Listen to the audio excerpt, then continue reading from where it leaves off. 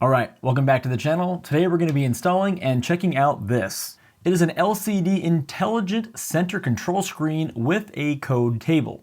Now we're going to get right into the install, and then we're going to talk about the functionality, and then we're going to go over what I like and do not like about it. But before we do all that, here is the basic functionality of what this accessory is designed to do.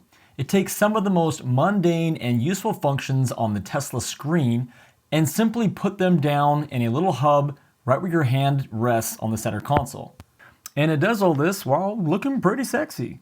So, disclosures. This was sent to me by a company called Tlyard. I'm being compensated to make this video, which is why I do not call this a review video. Instead, I'm going to show you the product, what it does well, what it does not do too well, and leave it up to you to decide if it's good or not. But that being said, all the comments I make are mine alone and not in any way influenced by Tlyard. So real quick, they are selling this on their website for $199. However, with my CF Tesla discount code, you can pick this up for $149.25. It fits in the 2017 through 2023 Model 3 and 2012 through 2024 Model Y, except they came out in 2020, so I think they meant 2022 through 2024. Also, this will be installed in my 2021 Tesla Model Y that is made here in the United States. That is really important because part of what you're buying with this specific kit is a code table. However, that is designed to connect to the diagnostic port on the driver's side foot area, which only exists in China that I'm aware of, and does not exist here in the United States. And that table is basically a little heads-up display that kind of matches what the center hub is doing.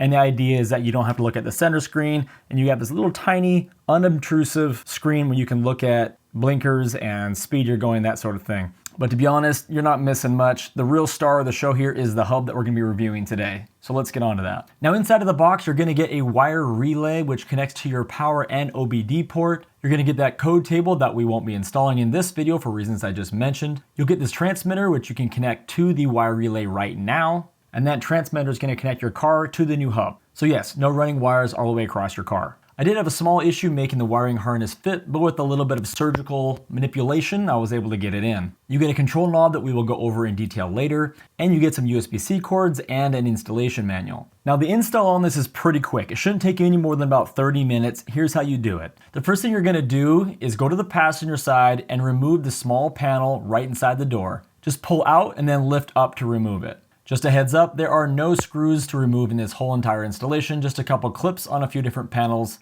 that you will be reusing later. Next, use some form of flat tool to pop out the clip holding on the lower panel. Again, you can use your plastic pry tool, which usually has a little prong on one side, or you can use a flathead screwdriver to get that out. Pop that panel off and then pull it over to the side.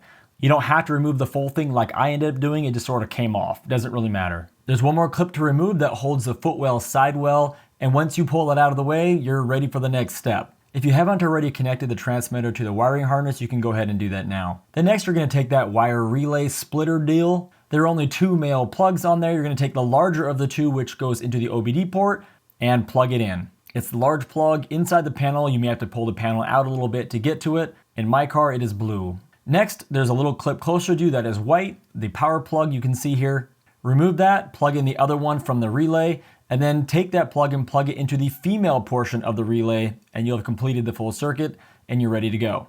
Now before you go and put this all back together, I recommend going to the next step and plugging in the hub and just make sure that it does have power to it and that it is synced with the car. We'll talk about how to do that here next, but to put this all back together, you just simply reverse what you did the first time. Just tuck that transmitter into the side, there's lots of room in there, and then start putting it all back together. Now to install your new dock station, you're just gonna put it in at an angle and then twist it in and pull all the way back into place. It's nice and tight, so it's not going to move around, which was a downside to some other ones I've reviewed in the past. Once it's in there, you can reach underneath using the two provided USB-C cables and connect it to the hub. Now you don't lose any USB-C ports because there are two on the top of this hub as well, so you may just have to come to terms with the idea that the wires are not going to be down below, but they're going to be coming out above from now on if you need them. One of the concerns I had was how my sliding drawer would work with the dock, but it slid forward and back just fine, and I was able to have plenty of room to reach down underneath of the hub. And of course the door closed easy, so that wasn't an issue. Okay, so let's talk about how this actually works. When you're not using it, you see a picture of a Tesla. As you turn the knob, it cycles through all your different functions in this order. You start with climate fan control, then it goes to volume, music track skip, passenger seat forward and back controls, child lock, side mirror folding both in and out, turn off the rear climate control, customize the LED colors of the docking station or completely turn it off. And then you have some settings which really don't change much. When you want to select a function to change, you press down on the knob, and when you are done, you press it again, or let it time out back to the original car screen, which takes about 5 seconds of no use. When you twist the knob, you get a click as it reaches each setting adjustment point. There are 4 buttons. With a simple press, you turn on auto climate. You can toggle between drive modes such as chill and standard. You can open the passenger front and back door. You can open the glove box, but there's an asterisk to that, which we'll talk about later. Now there are a ton of different functions controlled to each button depending on how long you hold the button or not. And if you want to learn about what all those do, you can use a link down below and go to the website where they're all listed. Now there are some things about it that don't quite work, I think, the way they intended. So the first challenge that I found with this is that it doesn't speak too well to the actual climate control system of the car. Now that doesn't mean it doesn't work, it does. If I come down here, press again, and adjust it to 2, the fan speed goes up. But here's where the disconnect comes in. If I come up here to climate control, that still says 1. It doesn't switch to 3. So when I adjust it here, it's not reflected on the infotainment system. And probably the most annoying part about this is if the climate control is currently off according to the car's infotainment system, and I come down here and turn it on, I press and just adjust it, it's going to turn the fan on. So that's going at 5 right now. However, it still says it's off here, and you can't turn it off from this. So what I have to do to turn it off is to come up here, turn it on, and then press and hold to turn it off again. So it's kind of annoying. So now one function that is both good and bad about this is this glove box open button. So if I press this, it opens it up, which I love. It's so nice having access to that so easily. However, here's the problem. In my settings, I have it set to glove box pin. So were I to go in here to this and say open the glove box, it's going to maybe open a pin. But if I come right down here and press this, it opens.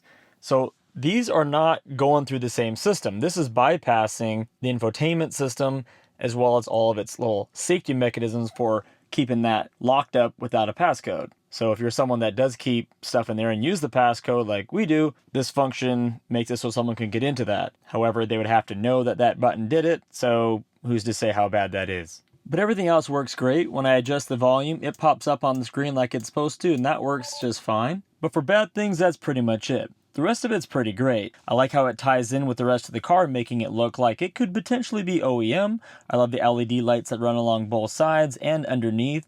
I like that you can adjust them. I like the clicking sound. Makes it feel very high quality with this nice little grip around the edge. I like the little click as you press it.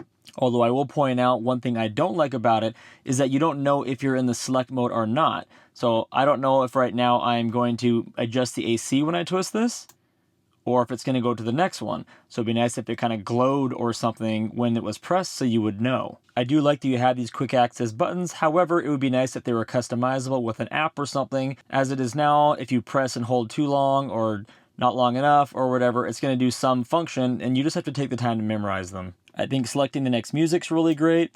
I like the idea that you can move the seat forward and backwards over here.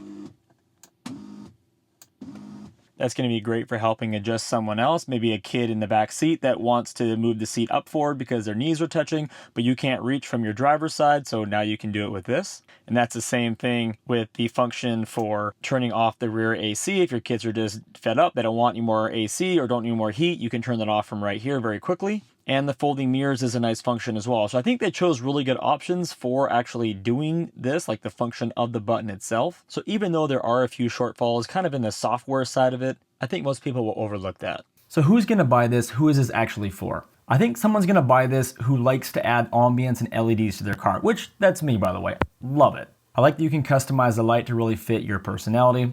I think that part's pretty cool. I think someone who wants all the quick controls that you normally do without having to go through all the different screens to get to them right at their fingertips are gonna really like and benefit from this. But if you're someone looking for brand new functionality that doesn't exist on the infotainment screen, well, that's not what this is. This is taking stuff that already exists and making it more convenient down for you at your fingertips. Anyway, that's gonna wrap this one up. Let me know what you think about it down below in the comments. And if you pick one of these up, don't forget to save money and use my discount code. See you guys on the next one.